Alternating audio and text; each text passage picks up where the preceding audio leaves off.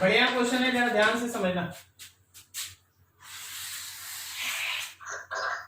Suppose इसके अंदर एक चार्ज है Q1, यहाँ पे एक चार्ज है Q2 और यहाँ पे एक चार्ज है Q3 और इसके बाहर एक चार्ज Q4, और आप इस गॉसियन सरफेस के किसी एक पॉइंट पे electric field intensity find out करना चाहते हैं।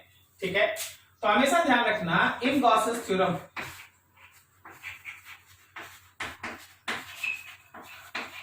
इन गॉसेस थ्योरम आपके पास दो टर्म होता है। आप लिखते हैं flux is equals to Q enclose by epsilon not, और आप क्या लिखते हैं, आप ये लिखते हैं E dot ds will be equals to Q enclosed by epsilon naught। अब आज तुम ये डिस्कस कर रहा, आज तुम ये सीखेगा इसमें कि इसमें LHS और RHS में कौन क्या काम करता है। ये जो आपको E दिखाई दे रहा है ना इस P पॉइंट पे जो आप इलेक्ट्रिक फील्ड इंटेंसिटी निकालेंगे वो एक्चुअली उन चारों चार्जेस के कारण होगा, वो एक्चुअली उन चारों चार्जेस के कारण होगा जो आपके सिस्टम में दिखाई दे रहा है। ठीक है, शेयरिंग ऑफ कर दीजिए, कोई ऑप्शन नहीं, आप शेयरिंग ऑफ कर दीजिए। देखिए आराम से, अभी देखो ध्यान से कि अगर इस P पॉइंट पे आप इलेक्ट्रिक फील्ड इंटेंसिटी निकालेंगे ना, E का जो कैलकुलेशन होता है, ये जो E है आपका, by using Gaussian theorem, E is due to all charges present in system, present in system, present in system। जैसे यहां पे बोलो तो Q1, Q2, Q3 as well as Q4, मतलब जो तुम्हारा electric field intensity P point पे निकलेगा वो एक्चुअली इन चारों चार्जेस के कारण होगा। चारों, तीन तो समझ में आता है सबको, लेकिन इसके कारण भी होगा। बट जो आप फ्लक्स लिखते हैं, बट जो आप फ्लक्स लिखते हैं वो होता है Q इनक्लोज्ड। फ्लक्स डिपेंड करता है Q इनक्लोज्ड पे, and Q enclosed depends on only enclosed charge. ये केवल डिपेंड करेगा Q1, Q2 एंड Q3 पे। ठीक है, फ्लक्स डिपेंड करेगा Q इनक्लोज्ड पे, फ्लक्स डिपेंड करेगा Q इनक्लोज्ड पे, लेकिन जो आप इलेक्ट्रिक फील्ड इंटेंसिटी निकालिएगा, याद रखिएगा वो डिपेंड करेगा उन सारे चार्जेस पे जो आपको सिस्टम में दिखाई दे रहा है, whether it is enclosed by the Gaussian surface or outside the Gaussian surface. Clear है? तो देखो आप इसी को ऐसे लिखें, आप लिखें इसको ऑप्शंस में आपके सामने ऐसे दिया है, E dot ds is equals to Q enclosed by epsilon not, ये तो हम लोग लिखते हैं। तो यहाँ पे जो ये इलेक्ट्रिक फील्ड है वो इलेक्ट्रिक फील्ड 1 का भी है, वो इलेक्ट्रिक फील्ड 2 का भी है, वो इलेक्ट्रिक फील्ड 3 का भी है, और वो इलेक्ट्रिक फील्ड 4 का रिजल्टेंट है, मल्टीप्लाइड विथ ds। और राइट हैंड साइड में Q1 है, Q2 है और Q3 है, वो Q4 पे डिपेंड नहीं करता। Q1, Q2 और Q3 divided by epsilon not, this is the option. क्या समझ में आया सबको? इलेक्ट्रिक फील्ड किसका होगा? तो उन सारे चार्जेस का होगा जो सिस्टम में गॉसियन सरफेस के अंदर या बाहर है, फर्क नहीं पड़ता। लेकिन फ्लक्स किस पे डिपेंड करेगा? तो फ्लक्स उसी पे डिपेंड करेगा जो चार्ज उस गॉसियन सरफेस के अंदर है। फ्लक्स इस पे डिपेंड नहीं करेगा, फ्लक्स इन तीनों पे डिपेंड करेगा, लेकिन जो इलेक्ट्रिक फील्ड होगा वो चारों का रिजल्टेंट होगा। क्लियर है? यही सिंपल सा नोट करो, बढ़िया से, बढ़िया क्वेश्चन, कॉन्सेप्चुअल है सब।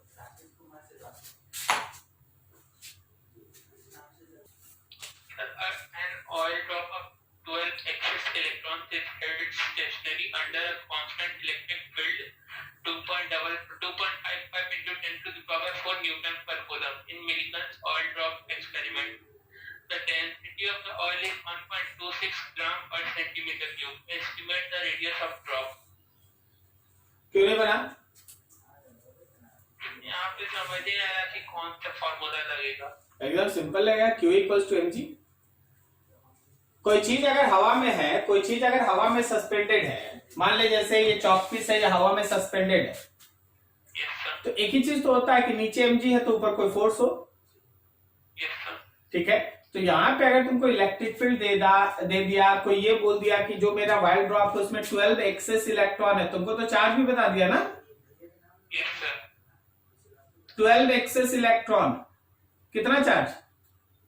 Sir, 12 into 1.6 into 10 to the minus 90. Plus की माइनस? Minus. माइनस। अब बता इलेक्ट्रिक फील्ड किधर लगाएगा, ऊपर लगाएगा कि नीचे लगाएगा कि mg बैलेंस हो? Sir, ऊपर. नीचे लगाएंगे, माइनस है तब ना फोर्स ऊपर लगेगा।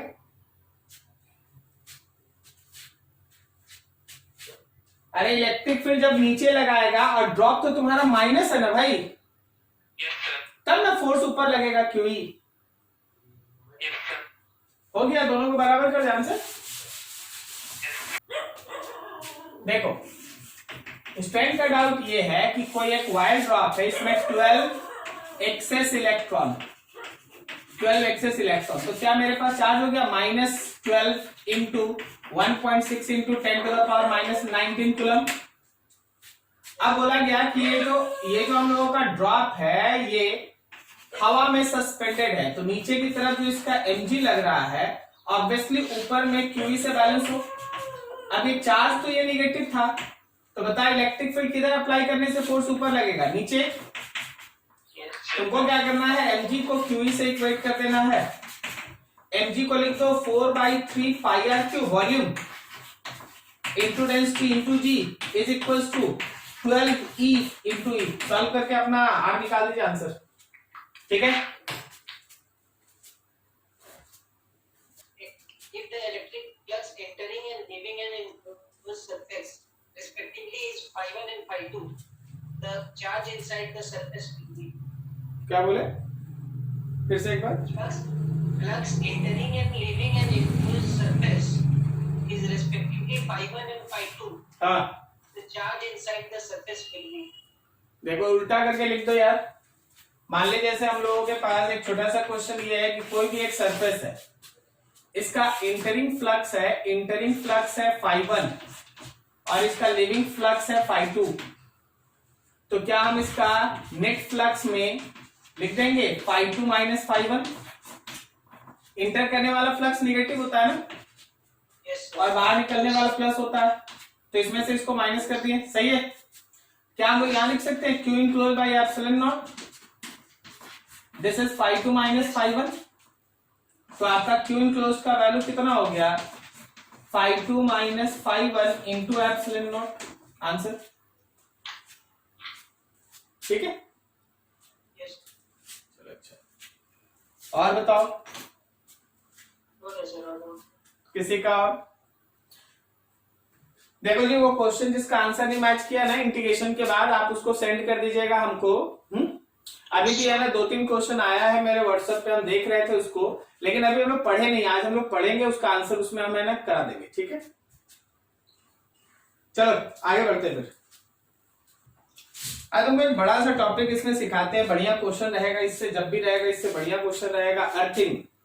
अर्थिंग का क्वेश्चन, अर्थिंग में कैलकुलेशन कैसे करते हैं हम लोग, है ना याद करो शुरुआत में जब है ना पढ़ रहे थे इंडक्शन, याद है आपको, बताए थे अर्थिंग में अगर आप किसी कंडक्टर को अर्थ करते हैं तो क्या होता है भाई, कौन से चार्ज का फ्लो होता है, कौन से चार्ज का फ्लो होता है, Unbonded. Very good, unbonded charge का फ्लो होता है। कब तक चार्ज का फ्लो होता है अनबॉन्डेड चार्ज का? जब तक पोटेंशियल जब तक सेम ना हो जाए. नहीं, जब तक पोटेंशियल जीरो ना हो जाए, वही नहीं होता ना यार, वही नहीं होता, ठीक है ना। जब हमारे पास कोई कंडक्टर आपस में जुड़ता है तो चार्ज तब तक फ्लो करता है जब तक कि दोनों का पोटेंशियल सेम ना हो जाए, लेकिन अगर कोई कंडक्टर अर्थ से जुड़ता है तो अनबॉन्डेड चार्ज का फ्लो तब तक होता है जब तक कि उसका पोटेंशियल जीरो ना हो जाए, सही है। Yes sir. तो यही एक लाइन होगा जिसपे हम लोग है ना आज क्लास स्टार्ट करेंगे, ध्यान से देखना और समझना। ध्यान से देखो, बहुत अच्छा कॉन्सेप्ट है actually. Concept of earthing of conductors and sharing of charge। Charge के शेयरिंग का तो कॉन्सेप्ट लास्ट भी सीखा था, बहुत इंटरेस्टिंग था, बहुत मजा भी आया। देखिए हम लोग आज दूसरा चीज, ठीक है। मान लीजिए जैसे हम लोगों के पास, सपोज हम लोगों के पास एक 3 कंडक्टर ऐसे स्फेरिकल कंडक्टर 3 रखा हुआ है, एक है, 2 है, 3, ऐसे। एक का A, दूसरे का रेडियस B, तीसरे का रेडियस C। इसको मान लो, इसको सपोज आप इसको चार्ज दिए हैं, इसको आप बाहर से चार्ज दिए हैं Q, इसको आप चार्ज दिए हैं 2Q, और इसको आप बाहर से चार्ज दिए हैं 3Q, करेक्ट। यहां पे एक स्विच है। इस स्विच का काम क्या है, इस स्विच का काम क्या है कि जब हम इसको जोड़ देंगे, जब हम इसको कनेक्ट कर देंगे इस की को, तो ये अर्थिंग हो जाएगा। सही है, अभी जोड़े नहीं है, अभी ऐसे ही खुला है। ये स्फेयर, इस स्फेयर को हम लोग 1 कह देंगे, ये हम लोगों का 2 स्फेयर होगा, ये हम लोगों का 3rd स्फेयर होगा, लाइक दैट। जरा गौर करना, हम लोग अभी अर्थिंग नहीं करते, हम लोग अर्थिंग किए बगैर काम करते हैं। तो अगर आप अर्थिंग किए बगैर काम करते हैं तो जो आप पढ़े हैं बस इंडक्शन को यूज करके आगे चार्ज लिख दीजिए सब। देखिए जरा, फेसेस लिखते हैं, फेसेस। ये फेस 1 है, ये 2 है, ये 3 है, ये 4 है, ये 5 है, ये 6 है। सही जा रहे हैं? देख, इस पे है, अच्छा 1 पे अभी चार्ज कितना होगा? 1 फेस मतलब अंदर वाला, बता कितना चार्ज होगा? कुछ नहीं होगा सर। 0 0 0, सही ना? 2 पे कितना चार्ज होगा? Q होगा। सही जा रहे हैं? अब बता, 2 के चार्ज की वजह से 3 पे कितना इंडक्शन का चार्ज आएगा? -Q। और अगर -Q तो ऊपर +Q आएगा। यस सर, टोटल 3Q हो जाएगा। हाँ, अब ऊपर में टोटल कितना हो गया? 3Q। तो उसकी वजह से इधर -3Q डेवलप होगा, तो ऊपर +3Q डेवलप होगा। क्या बोलता, सही है? यस कोई दिक्कत नहीं किसी को? अच्छा, बिफोर दैट की इज क्लोज्ड, की को क्लोज करने के पहले अगर हम लोग अभी बात करें,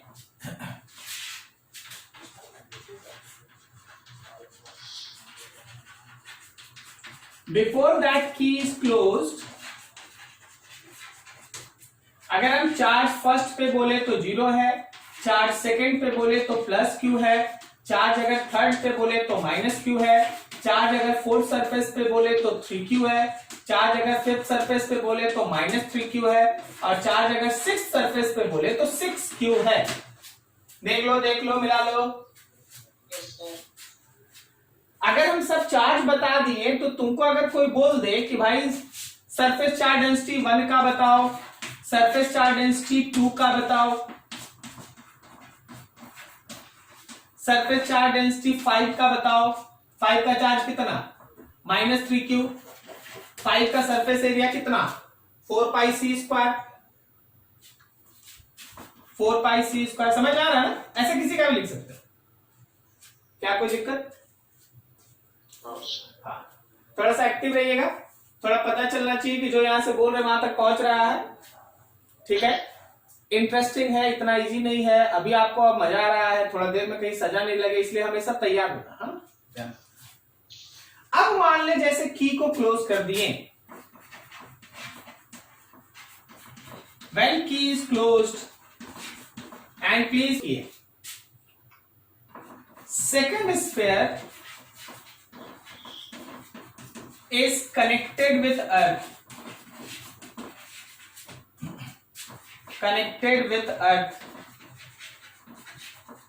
जैसे ही तुम की को क्लोज किया, जो दूसरा स्फीयर है वो अर्थ से कनेक्ट हो गया। Second sphere is connected with earth, so flow of unbonded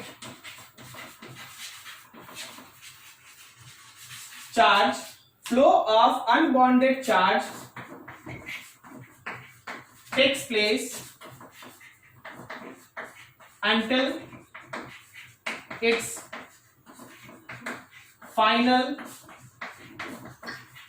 potential becomes 0। कभी मत भूलना इस लाइन को। कोई भी कंडक्टर अगर अर्थिंग किया जाता है कोई भी कंडक्टर अगर अर्थिंग किया जाता है तो उसके किस चार्ज का फ्लो होता है? अनबॉन्डेड चार्ज का फ्लो होता है। कब तक चार्ज का फ्लो होता है? जब तक कि उसका पोटेंशियल जीरो ना हो जाए। ओके, पोटेंशियल जीरो ना हो जाए। तो चल एक और फिगर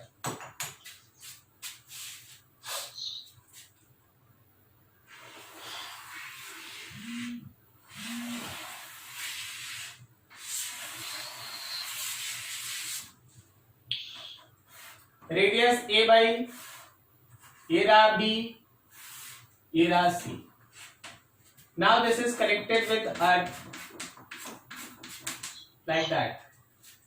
मेरे पास सरफेस है 1 है 2 है 3 है 4 है 5 है 6 है। अभी हम है ना हर सरफेस पे चार्ज लिखते हैं, तुम उस चार्ज को समझना, ठीक है? कौन सा फेस 1 2 3 4 5 6 इस अर्थिंग प्रोसेस में, इसको अर्थिंग करने के दौरान बिकम्स अनबॉन्डेड चार्ज प्लेस, जिसका चार्ज अनबॉन्डेड है? Fourth, very important and very good response. Fourth का चार्ज अनबॉन्डेड है। तुम इस फोर्थ के चार्ज में चेंज करेगा, नया चार्ज लिखेगा इस फोर्थ के जगह पे, फिर उसका इंडक्शन यहां दिखाएगा, उसका इंडक्शन यहां दिखाएगा। करेक्ट? मतलब क्या? देख, 1 का चार्ज 0 था, 0 रहेगा। 2 का चार्ज Q था, Q रहेगा। 3 का चार्ज -Q था, -Q रहेगा। लेकिन 4 का चार्ज एक नया वैल्यू होगा, ठीक है? 5th का चार्ज उसके बेसिस पे -Q नया होगा, और 6th का चार्ज उसके बेसिस पे +Q नया होगा। लेकिन आप 6th को बाहर से भी चार्ज दे रखें, ठीक है? तो आप उसको लिखना ना भूलें, उसको 3Q लिख दें। हाँ, फिर से बताते हैं। देख, 1 पे 0 था ना, तुम बस ऐसे समझो कि अनबॉन्डेड फेस का चार्ज बदल गया, और उसकी वजह से फिर बाहर का इंडक्शन हुआ। अंदर तो होगा नहीं, इंडक्शन कभी अंदर नहीं होता, बाहर होता है। मतलब कौन सा फेस अनबॉन्डेड चार्ज को होल्ड करके रखा था पहले से? फोर्थ वाला। फोर्थ ना? ये क्लियर है? फोर्थ वाला अनबॉन्डेड फेस है, ठीक है? तो फोर्थ का जो फोर्थ पे तुम कितना लिखा था? फोर्थ पे तुम लिखा था ना 3Q। यही 3Q चेंज कर गया, ये 3Q चेंज किया, ठीक है? और कितना हो गया? तो स्मॉल क्यू लिख दिए। तुम एक्स लिख लो, वाई लिख लो, हम स्मॉल क्यू लिख दिए। तो जब ये फोर्थ फेज पे स्मॉल क्यू लिखे तो इंडक्शन की वजह से यहां -Q, और फिर इंडक्शन की वजह से यहां +Q। तो सर ये 3Q, अरे भाई वो तुम बाहर से दिया था इसलिए उसको लिख दिए। क्या सबको क्लियर हुआ? सब कुछ फिर से देख लीजिए, इसमें कोई दिक्कत नहीं होना चाहिए, क्योंकि इसी पे सब आगे कैलकुलेशन ही है। किसका चार्ज बदल देंगे? जो अनबॉन्डेड होगा, और फिर उसके बाहर जो जो होगा उन सबको इंडक्शन के थ्रू लिख देंगे, जैसे लिखते हैं। अच्छा, अगर मान लो ये थर्ड स्फीयर का अर्थिंग करते, तो कौन से फेस का चार्ज बदल जाता? 6th का। अगर 1 का अर्थिंग करते तो कौन से फेस का चार्ज बदल जाता? 2 का। सही ना? चलो ठीक है, अब हो गया यहां तक। अब इसके बाद हमको स्मॉल क्यू निकालना है। For calculation of small Q,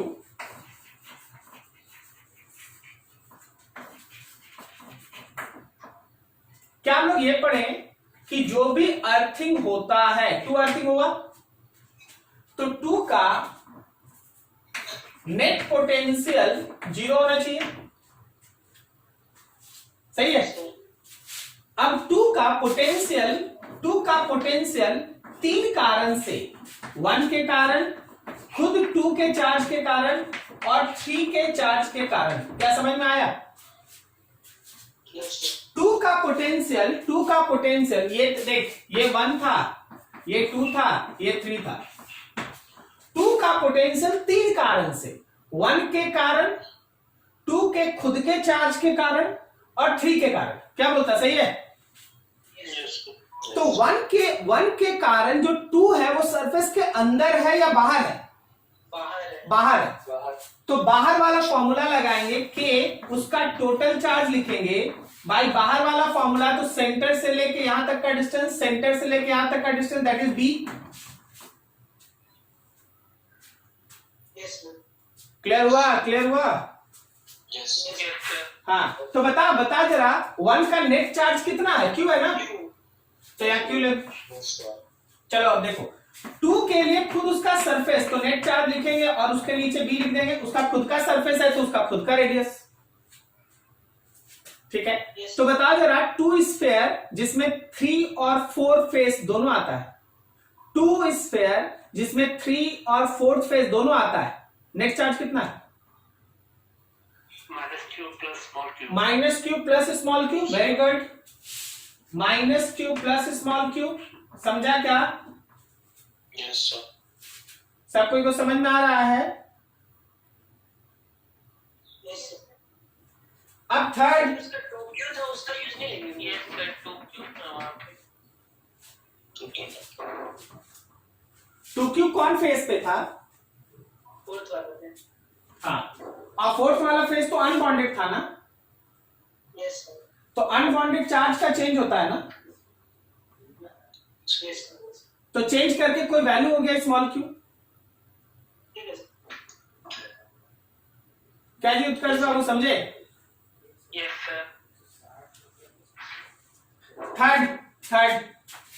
third sphere की वजह से 2 का पोटेंशियल लिखना है, तो थर्ड स्फीयर की वजह से 2 का पोटेंशियल मतलब सरफेस के अंदर का फॉर्मूला। Yes, sir. तो सरफेस के अंदर के लिए पहले तो नेट चार्ज लिख देंगे, और सरफेस के अंदर उतना ही पोटेंशियल होता है जितना कि उसके, Surface पे होगा. तो क्या नीचे सी से डिवाइड कर दें? Yes, sir. क्या नीचे सी से डिवाइड कर दें? Yes, sir. चलो बताओ, यहाँ क्या लिखेंगे? यहाँ नेट चार्ज में कितना लिखेंगे? 3q. केवल 3q लिखेंगे, Plus q. क्योंकि देख -q प्लस q और 3q, तो 3q बचेगा। वैसे हम पूरा लिखते हैं, लिख रहे हैं, थोड़ा देखो यहाँ जगह कम है, लिखते हैं पूरा। 3q लिखें, प्लस q और -q लिखें, तो ध्यान रखना स्मॉल q कट जाएगा। हाँ, और ये नेट पोटेंशियल तो 0 है ना, Yes, sir. Yes, sir. तो 0 is equals to kq by b plus k minus q by B, तोड़ के काम कर रहे हैं, plus kq by b plus k 3q by c। ये kq बाई b और kq बाई b कैंसिल, इसको इधर भेज दो, minus kq by b is equals to k into 3q by c, k से k कटा, so small q is equals to minus b by c into 3q. This is the value of small q. Minus b by c into 3q. मतलब ये है कि जब आप इस पूरे सिस्टम में सेकेंड स्फीयर को अर्थिंग कर दीजिएगा, तो सेकेंड स्फीयर के आउटर फेस मतलब जो अनबॉन्डेड चार्ज है वो चेंज करेगा, और उसका नया वैल्यू होगा, उस नए वैल्यू होगा minus B by C 3q, मतलब पॉजिटिव रहेगा या निगेटिव आ जाएगा? नेगेटिव आ जाएगा। और जैसे ही चार्ज इतना पहुंचेगा उसका नेट पोटेंशियल कितना हो जाएगा? 0। ठीक है, कुछ नहीं, pin drop silence, give at least 2 minute on this calculation. आराम से सोचो, थोड़ा ध्यान से स्क्रीनशॉट ले लो, रख लो, लेकिन एक एक लाइन समझो कैसे आया है। अभी एक क्वेश्चन देंगे, आपको बनाना पड़ेगा, थोड़ा ध्यान से।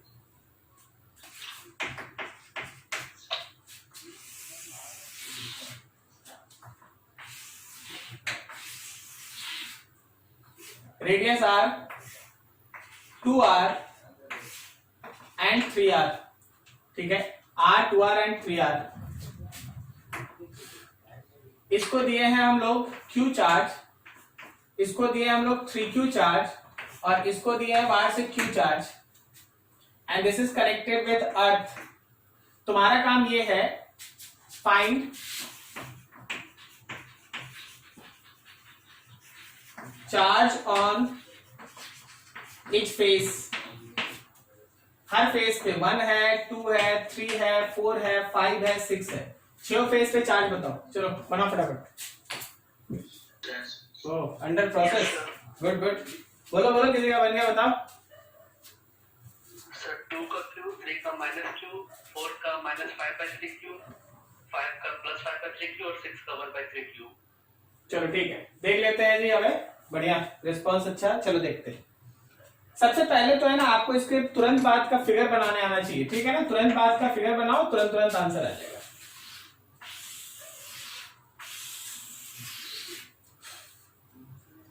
तो इसका रेडियस था r/, इसका रेडियस था 2r और इसका रेडियस था हम लोगों का 3r। यहाँ पे q, यहाँ पे माइनस q, यहाँ पे स्मॉल q, यहाँ माइनस स्मॉल q और ऊपर में था q और प्लस q। क्या समझ में आया?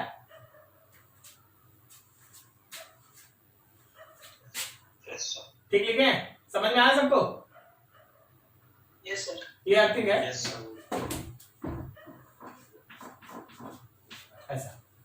तो अब मेरा काम क्या है, मान लो इसको A नाम दे दिए, इसको B नाम दे दिया और इसको C नाम दे दिया। तो हम लोग का काम ये है कि A का जो नेट पोटेंशियल है वो 3 कारण, सॉरी B का जो नेट पोटेंशियल है वो 3 कारण से, A के कारण, खुद B के कारण और C के कारण। A के लिए जो फॉर्मूला लगाएंगे वो आउटसाइड वाला फॉर्मूला होगा, B के लिए फॉर्मूला जो लगाएंगे वो सरफेस वाला फॉर्मूला होगा, C के लिए जो फॉर्मूला लगाएंगे वो इनसाइड वाला फॉर्मूला होगा। सही जा रहे हैं?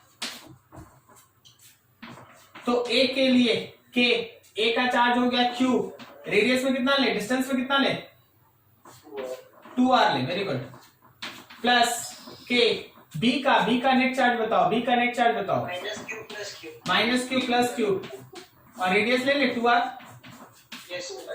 प्लस K, C का नेट चार्ज बताओ, Q, रेडियस में ले 3r, ठीक है, और ये होगा 0। सो 0 इज इक्वल टू, तुम थोड़ा गौर करना, शायद तुम देख लो, चलो एक लाइन लिख ही देते हैं, KQ/2r minus KQ/2r plus KQ/2r and plus KQ/3r। ये दोनों कटा, ये इधर आ गया, minus KQ/2r is equals to K into Q/3r। ये R और K कैंसिल, तो small q is equals to -2/3 of capital Q। क्या सेम चीज आया था अबे? ठीक है, वेरी गुड। चलो अगर ऐसा आ गया तो अब तुम सब स्फीयर का सब चार्ज लिख सकता है, हर फेस का चार्ज लिख सकता है। चलो देखते, चलो यहीं पे लिख देते हैं, उधर जगह नहीं, इधर लिख। तो जो मेरा फेस 1 है उसका चार्ज 0 है, जो मेरा फेस 2 है उसका चार्ज q है, जो मेरा फेस 3 है, वो -q है, जो मेरा फेस 4 है वो स्मॉल q है, और स्मॉल q का मतलब हो गया हम लोगों का -2q/3। जो मेरा फेस 5 है वो +q है, -q है, -q का मतलब हो गया हम लोग का +2q/3। और जो मेरा फेस 6 है वो एक्चुअली q प्लस q है, q प्लस स्मॉल q है, तो q -2q/3, so it is overall q/3। क्या सही जा रहे हैं? बस इतना ही समय लगता है, अगर आप एक बार समझ गए हैं तो बस इतना ही समय लगता है। This is the earthing concept, ये कॉन्सेप्ट है अर्थिंग का। कोई भी कंडक्टर अगर अर्थ से कनेक्टेड है तो उसका नेट पोटेंशियल कितना है? 0। उसका नेट पोटेंशियल 0। क्लियर है? ठीक है। कहीं किसी को दिक्कत? नहीं, बढ़िया, अच्छा है। चल थोड़ा और आगे निकलते हैं फिर।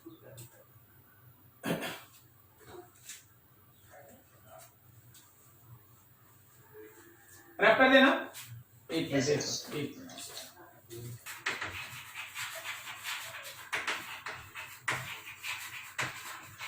When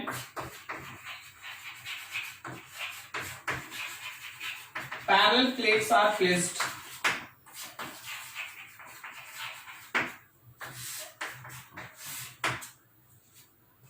मान लो जैसे इसमें तुमको एक ऐसा लाइन होगा जिसको आपको याद रखने से काम एकदम आसानी से होगा, और वही इसका ट्रिक होता है, चीज चलता है बहुत आसानी से।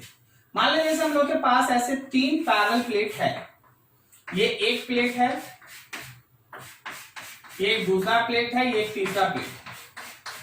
आप मान लीजिए इसको एक चार्ज दिए हैं QQ, आप इसको चार्ज दिए हैं -Q, और इसको आप कोई चार्ज नहीं दिए या 0। जब कभी भी ऐसे पैरेलल प्लेट से रखा हुआ कोई क्वेश्चन रहे और उसमें चार्ज डिस्ट्रीब्यूशन या उससे रिलेटेड कोई डिस्कशन रहे, तुमको 3-4 स्टेप्स फॉलो करना पड़ता है चार्ज के डिस्ट्रीब्यूशन को फाइंड आउट करने के लिए। सबसे पहला चीज, each plate have net charge conserve. मतलब इसको अगर बाहर से आप 2Q दिए तो आप दोनों फेस पे जो चार्ज लिखिएगा उसका सम 2Q ही आना चाहिए। इसको अगर बाहर से आप -Q दिए तो आप दोनों फेस पे जो चार्ज लिखिएगा उसका सम -Q आना चाहिए, और इस पे आप कोई चार्ज नहीं दिए हैं तो दोनों फेस पे जो चार्ज आएगा उसका सम 0 आना चाहिए। यही लिखा हुआ है। क्या समझ में आया? Each plate have net charge conserve. Her plate का नेट चार्ज कैसा रहना चाहिए? कंजर्व रहना चाहिए, उसमें आप चेंज नहीं कर सकते। दूसरा, faces which are opposite to other face of second plate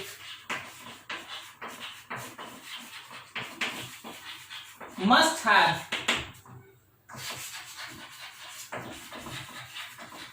equal and opposite charge। एक प्लेट के दो फेस के बारे में बात नहीं हो रहा है, एक प्लेट के दो फेस के बारे में बात नहीं हो रहा है, आमने सामने के प्लेट के आमने सामने के फेस के बारे में बात है। Faces which are opposite to other face of second plate. एक प्लेट का एक फेस, दूसरे प्लेट का दूसरा फेस, जो एक दूसरे के अपोजिट में है। हमेशा ध्यान रखना इक्वल एंड अपोजिट होगा चार्ज। अगर एक पे x है तो दूसरे पे -x, अगर एक पे q है तो दूसरे पे -q, अगर एक पे -q है तो दूसरे पे +q। हमेशा ध्यान रखना आमने सामने का जो फेस होगा दो अलग अलग प्लेट्स का, हम इन दोनों का बात नहीं कर रहे, इन दोनों का तो सम तो इसके बराबर होना चाहिए, इन दोनों का सम इसके बराबर, इन दोनों सम इसके बराबर, लेकिन जो आमने सामने का फेस है उसका चार्ज का मैग्नीट्यूड सेम, साइन अपोजिट होना चाहिए। 2 लाइन। थर्ड अभी third, charge on left most face. जो चार्ज सबसे लेफ्ट मोस्ट फेस पे होगा, इसका बात कर रहे हैं, यह हमेशा इक्वल होता है charge on right most face. जो ये फेस है राइट मोस्ट फेस, इसका चार्ज और इसका चार्ज हमेशा बराबर होगा। ठीक है, ये 3 स्टेप आपको फॉलो करना पड़ता है, तभी आप इससे रिलेटेड सारा डिस्कशन कर पाते हैं। तो चलिए जरा सॉल्व करते हैं इसको, जरा ध्यान से देखिएगा, समझिएगा। देखिए, मान लो कि इस फेस पे x चार्ज है, तो क्या हम यहां 2q - x लिखें? कोई बोलेगा सर आप इधर ही x क्यों लिखे, आप उधर x लिखते, कोई दिक्कत नहीं, लेकिन देख यहां जितना लिखेगा ना फिर आगे सब उसी के बेसिस पे लिखना है, इसलिए छोटा लिखते हैं ताकि आराम से लिखते चले। समझ रहा ना? कोई आपका बात, आपकी भावना को बता देते हैं। अगर आप x यहां लिखेंगे तो यहां लिखे 2q - x, फिर उसको बार बार लिखना पड़ेगा। ठीक है, अब देख यहां x लिखे, कोई बता यहां कितना लिखे? x -x। अच्छा बता इस पे कितना लिखे? -x, तो यहाँ +x लिख दें, लेकिन इन दोनों को जोड़ेगा तो 0 हो जाएगा ना। एक मिनट सुन लो, इन दोनों को जोड़ेगा तो 0 हो जाएगा ना। Yes sir. लेकिन होना तो इतना चाहिए ना। तो तरीका क्या है कि इसी में एक और -q लगा दो। बोले नहीं सर उधर क्यों लगा, सर इधर लगा। अब देख यहां लिखता तो फिर ही बदलता, फिर बदलता, सब डिस्टर्ब। देख -x + x 0 हो गया। Yes sir. लेकिन चाहिए तो माइनस क्यू, तो इसमें माइनस क्यू लिख दे, क्योंकि यहां जो लिखेगा फिर अगला उसी का लिखेगा, उसी का लिखेगा। Yes, sir. क्या अगला में minus of x minus Q लिखे Yes, sir. और यहां इतना लिखे तो यहां plus of x minus Q लिख दें। Yes, sir. अच्छे से मान ले ये फेज 1 है, ये फेज 2 है, ये फेज 3 है, ये फेज 4 है, ये फेज 5 है और ये फेज 6 है। क्लियर? किसी को दिक्कत चार्ज के डिस्ट्रीब्यूशन में? No, sir. So, अब चाहिए वैल्यू, अब उसका चाहिए वैल्यू। वैल्यू कितना है सर बताइए। देख 1 का चार्ज और 6 का चार्ज बराबर होगा। 1 का चार्ज है 2q माइनस एक्स और 6 का चार्ज है x minus Q. So 2q plus q is equals to 2x. So x is equals to 3q by 2. This is the value of x. ये तुम्हारे x का value, x is equals to 3q by 2. जहां जहां x है वहां 3q by 2 put करो, surface का charge मिल जाएगा। नहीं समझा? समझ गया? अच्छा, yes, sir. एक example, this is for you, तुमको बनाना है।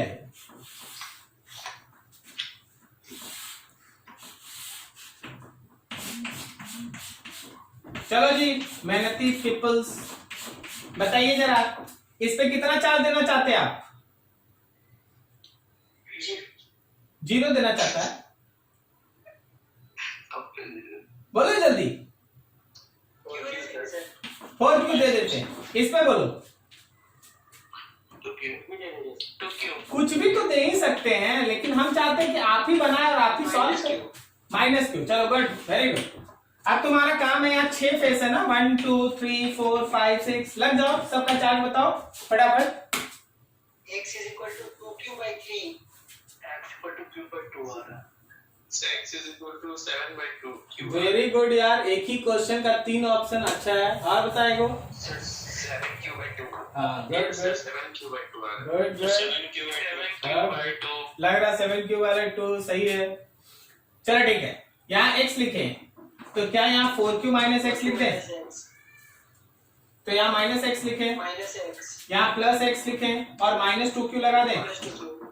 Yes, फिर क्या यहाँ पे minus of minus of x x minus 2q. और फिर यहाँ पे plus of x minus 2q X minus 2q minus q. Minus q हुआ। सही जा रहे हैं? Yes, sir. देख लो सबको ही, ठीक है।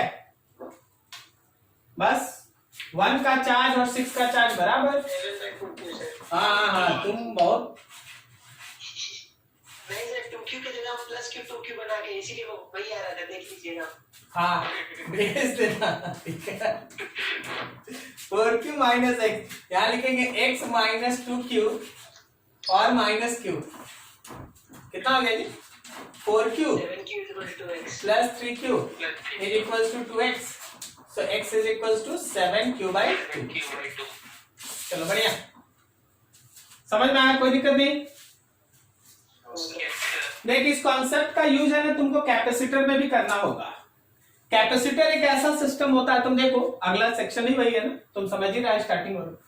कैपेसिटर वो सिस्टम होता है जिसमें आमने सामने के फेस पे इक्वल एंड अपोजिट चार्ज हो, ये एक कैपेसिटर है। यहाँ पे ये एक कैपेसिटर है C1,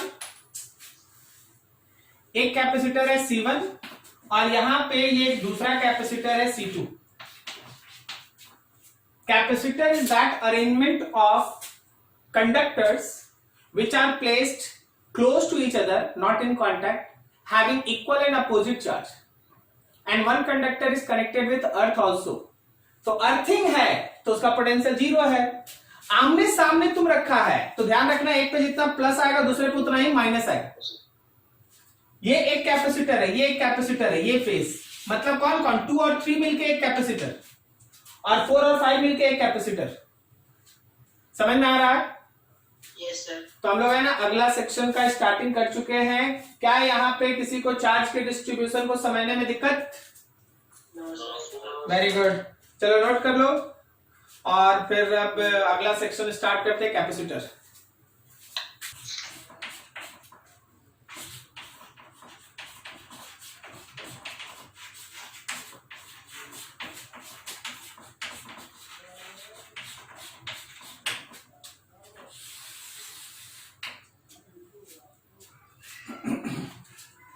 देखिए हल्के फुल्के अंदाज में एकदम स्टार्टिंग कीजिए, आगे तो जो है धीरे धीरे।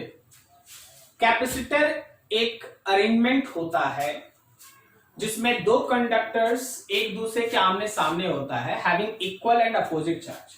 ठीक है, कभी कभी कंडक्टर्स के पास एबिलिटी होता है कि आप उस पर चार्ज को स्टोर करते हैं। हर कंडक्टर के पास एक एबिलिटी होता है कि आप उस पर चार्ज को स्टोर करते हैं, और चार्ज है ना, आप बहुत ज्यादा स्टोर नहीं कर सकते। इसके पीछे का लॉजिक ये है कि कोई ना कोई समय ऐसा आता है जहां चार्ज का लीकेज स्टार्ट हो जाता है, उससे ज्यादा आप चार्ज कहीं रख नहीं पाते। इसके बारे में हम लोग डायलेक्ट्रिक के अंदर पढ़ेंगे। अभी मान लीजिए जैसे हम आपको बोले कि आप हाथ को ऐसे कीजिए और आप है ना उसमें है ना सपोज सैंड आपके हाथ में हम डालते जा रहे हैं, तो शुरुआत में तो आप सैंड हाथ में रोकिएगा, लेकिन एक समय आएगा जब हाथ में है ना मैक्सिमम सैंड होगा, उसके बाद अगर आपके हाथ में हम सैंड डालते हैं, बालू डालते हैं, तो बालू गिरेगा, आपके हाथ में गिरेगा लेकिन वो बाहर चला जाएगा। उसी तरह हर कंडक्टर के पास एक एबिलिटी होता है कि वो चार्ज तो अपने ऊपर रखता है, लेकिन चार्ज कहां तक मैक्सिमम रख सकता है, यह उसका एक एबिलिटी होता है। किसी भी कंडक्टर का एक ऐसा एबिलिटी जिस कारण से वो अपने ऊपर चार्ज को स्टोर करता है, दैट इज कॉल्ड कैपेसिटेंस। उसको हम लोग कैपेसिटेंस कहते हैं। कैपेसिटेंस किसी भी कंडक्टर का एक एबिलिटी होता है जिससे वो अपने ऊपर चार्ज को स्टोर करता है। कोई ज्यादा चार्ज स्टोर करता है, कोई कम स्टोर करता है, तो हर किसी का अपना अपना एक कैपेसिटेंस होता है। ठीक है, तो कैपेसिटेंस वर्ड से हम लोग इस सेक्शन को स्टार्ट करते हैं। Capacitance is ability of any conductor to store charge. Charge को स्टोर करने का एबिलिटी कैपेसिटेंस ऑफ कंडक्टर कहलाता है। अब जरा देखना उसको हम लोग कैलकुलेट कैसे करते हैं कैपेसिटेंस। मान लो जैसे मेरे पास ये कंडक्टर है, इनिशियली ये न्यूट्रल है, तो क्या इसका इनिशियल पोटेंशियल जीरो है, इनिशियल चार्ज भी जीरो है। अब अगर आप इस कंडक्टर को, मान लीजिए आपके पास ये कंडक्टर था, अगर आप इस कंडक्टर को क्यू चार्ज दीजिएगा, अगर आप इस कंडक्टर को बाहर से क्यू चार्ज प्रोवाइड कीजिएगा, तो फाइनली इसका पोटेंशियल भी और इसका चार्ज भी क्यू होगा। क्या समझ रहा है ना? ठीक है, अब जरा सोचो कि जो चार्ज है क्या उसके पोटेंशियल के साथ प्रोपोर्शनल है, क्यू प्रोपोर्शनल भी। जैसे जैसे आप चार्ज को बढ़ाते जाइएगा वैसे वैसे पोटेंशियल बढ़ते जाएगा, जैसे जैसे चार्ज बढ़ते जाएगा वैसे वैसे पोटेंशियल भी क्या होगा, बढ़ते जाएगा। जैसे ही आप इस प्रोपोर्शनैलिटी को हटाते हैं, यहां सी आता है, दैट सी इज कैपेसिटेंस। यही सी कैपेसिटेंस होता है। ठीक है, हर कंडक्टर का जो कांस्टेंट यहां आप सी लिखते हैं ना, वही सी उसका कैपेसिटेंस होता है। C can be written as Q by V, मतलब यूनिट वाइज जाओ तो it is nothing else but simply coulomb per volt, और इस कूलम पर वोल्ट को आप कहते हैं फराड। फराड रिप्रेजेंट करेंगे एफ से, कूलम पर वोल्ट को हम लोग कहते हैं फराड, रिप्रेजेंट करेंगे हम लोग एफ से। क्लियर है?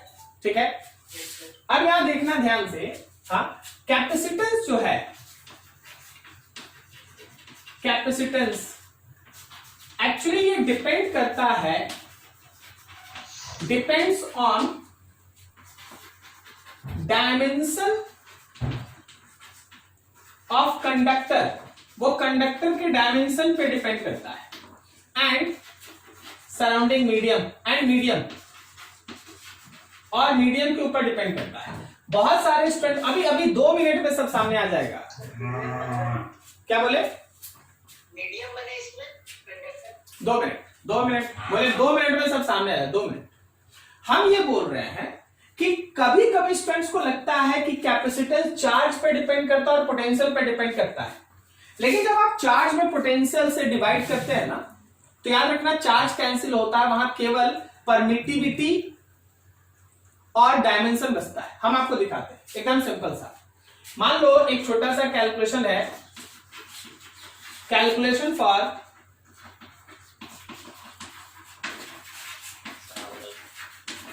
Capacitance of spherical conductor. मान लो हम लोग के पास कोई एक स्फेरिकल कंडक्टर है, उसका कैपेसिटेंस हम लोग निकालना चाहते हैं। तो जरा देख, मान लीजिए स्फेरिकल कंडक्टर है, शुरू में कोई चार्ज नहीं, इनिशियल चार्ज इसका 0, इनिशियल पोटेंशियल इसका 0। फिर आप इस कंडक्टर को Q चार्ज दिए। जब आप इस कंडक्टर को Q चार्ज दिए, इसका रेडियस R है, तो क्या आप इसके पोटेंशियल को लिख रहे हैं KQ/R? सही जा रहे हैं? तो देखो कैपेसिटेंस क्या है, कैपेसिटेंस हम लोगों का Q/V, Q है और V के जगह KQ/R है। K और Q कट गया, तो क्या ये R/K है। चलो भाई K का वैल्यू लोग जानते हैं, उसको पुट कर लेते हैं। Then C will be equals to R/K का मतलब है 1/4 पाई एप्सिलॉन नॉट। क्या ये 4 पाई एप्सिलॉन ऊपर चला गया? Then capacitance is 4 pi epsilon not R। बस हम इसी का बात कर रहे थे जो उमंग, देखो ध्यान से, इस कैपेसिटेंस में ना Q है ना V है, इस कैपेसिटेंस में एप्सिलॉन नॉट है और रेडियस है। एप्सिलॉन नॉट मीडियम और R मतलब डायमेंशन। अगर सराउंडिंग में एयर था तो तुम एप्सिलॉन नॉट लिखा, अगर सराउंडिंग में एयर की जगह कुछ और होता तो तुम वहां एप्सिलॉन m लिखता, या एप्सिलॉन m की जगह पे dielectric constant into epsilon not लिखता। क्या समझ में आ रहा है? ठीक है ना? तो जैसा जैसा मीडियम होता है ये उस पर डिपेंड करता है और उसके डायमेंशन पे डिपेंड करता है। ये कभी भी चार्ज या पोटेंशियल पे डिपेंड नहीं करता। चार्ज या पोटेंशियल के ऊपर कैपेसिटेंस डिपेंड नहीं करता। कैपेसिटेंस किस चीज पर डिपेंड करता है? Depends on dimension and medium. ठीक है, अब देख, इन अदर मीडियम अगर कोई दूसरा मीडियम तुम चुनता तो कैपेसिटेंस मीडियम में लिखता 4 pi epsilon not K into R। ये K बोलो क्या है? ये K क्या है? हाँ, where K equals to dielectric constant. ये K जो है वो डाइलेक्ट्रिक कांस्टेंट। ठीक है, नोट करो यहां तक। अच्छा, एक चीज और, एक कभी कभी थ्योरेटिकल चीज एक पूछा जाता है, डिफिनेशन पूछ लिया जाता है। देखो, पूछा जाता है कि डाइलेक्ट्रिक कांस्टेंट का डिफिनेशन बताओ कैपेसिटेंस के टर्म में, तो क्या वो capacitance with medium divided by capacitance in air है? कभी कभी तुमसे K का डिफिनेशन पूछा जाता है कैपेसिटेंस की तरह, तो capacitance with medium divided by capacitance in presence of air, that ratio is called dielectric constant. Clear जा रहा है? सही जा रहा है? ठीक है, तो कभी भी अगर मीडियम के साथ कैपेसिटेंस लिखना हो तो वो K टाइम्स ऑफ एयर के साथ जो कैपेसिटेंस है उसका वैल्यू होता है K टाइम्स विथ एयर। अच्छे से देखिए, कैपेसिटेंस किसी भी कंडक्टर का एक ऐसा एबिलिटी होता है जिससे वो अपने ऊपर चार्ज को स्टोर करता है। हर तरह का कंडक्टर अलग अलग शेप साइज का होता है तो हर किसी का कैपेसिटेंस भी अलग अलग होता है। कुछ कंडक्टर्स के पास ज्यादा चार्ज को स्टोर करने का एबिलिटी होता है, तो कुछ कंडक्टर्स के पास कम चार्ज को स्टोर करने का एबिलिटी होता है। जिसके पास जितना ज्यादा चार्ज स्टोर करने का एबिलिटी होगा उसका कैपेसिटेंस उतना ही ज्यादा होगा। क्लियर? कभी भी हमारा कैपेसिटेंस कंडक्टर के डायमेंशन और उसके मीडियम के ऊपर डिपेंड करता है। ये चार्ज के ऊपर या फिर पोटेंशियल के ऊपर डिपेंड नहीं करता। ये चार्ज के ऊपर या पोटेंशियल के ऊपर डिपेंड नहीं करता। अगर हम किसी स्फेरिकल कंडक्टर का कैपेसिटेंस निकाले, then formula is 4 pi epsilon not R। Medium रहेगा 4 pi epsilon not K into R। K का मतलब CM/C नॉट होता है। नोट करो यहां तक।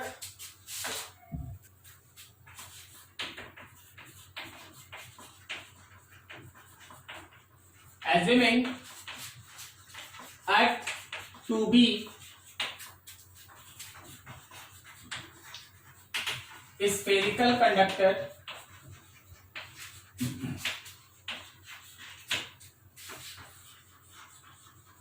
of radius 6.4 into 10 to the power 7 meter.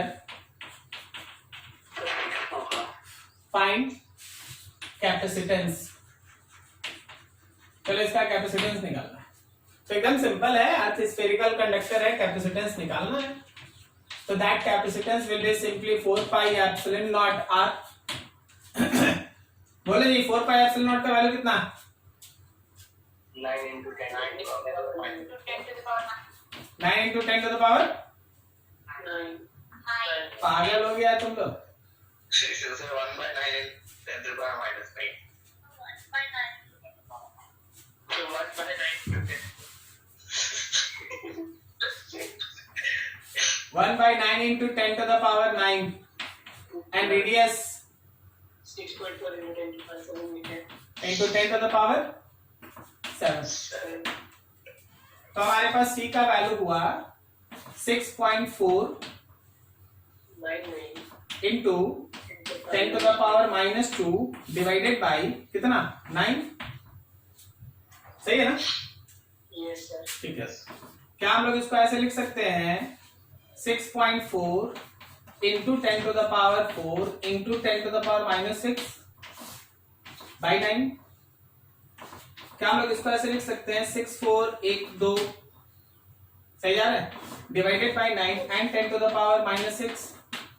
इससे इसको डिवाइड कर क्या 711 आ रहा है.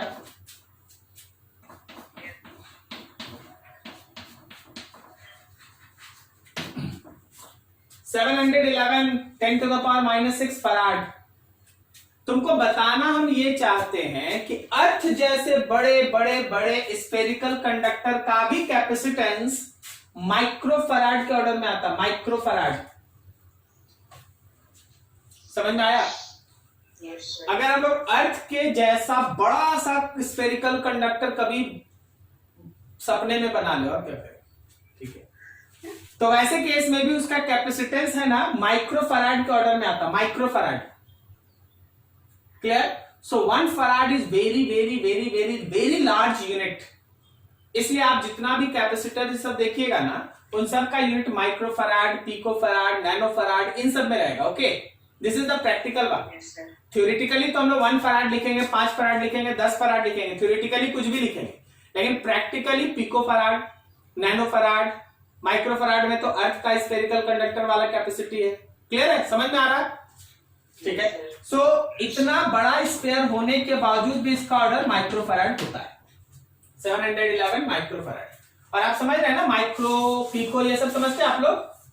Yes, sir. What I told you now. हाँ, तो 1 माइक्रो मतलब हो गया 10 टू द पावर माइनस 6.